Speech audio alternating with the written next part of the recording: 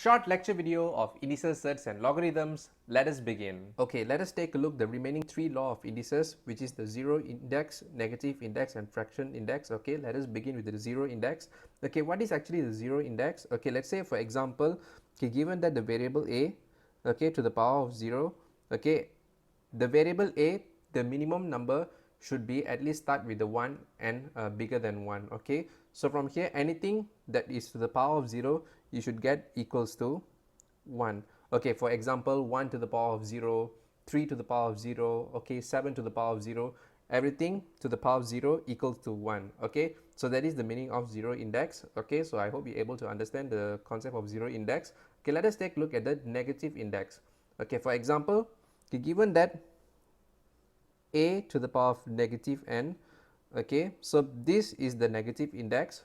Okay, this negative index we can convert into the fraction form. So how are we going to do that? Okay, it is actually very simple. So a to the power of negative n, so we can actually change it as 1 over a to the power of n. Okay, and vice versa, guys. Okay, let's say in a question they give you in a fraction form like 1 over 3 to the power of 4.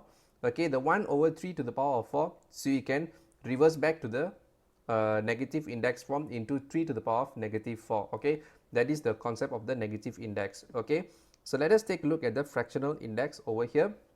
Okay, so from here fractional index, okay, so for let's say for example you have a to the power of, okay, 1 over n.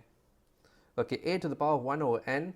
Okay, so this is the example of the fractional index. Okay, so this fractional index you can convert into the square root form, okay, which is n, okay, surd a. Okay, for example you have here a to the power of 1 over 3.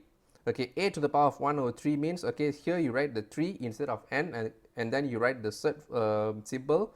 Okay, so this is the short idea of fractional index. Okay, in my next video what I'm going to do is I'm going to show you two examples with the application of these following three law of indices in order for you to understand the concept better, guys. Subscribe and follow for more upcoming video content. Thank you everyone and have a wonderful day ahead.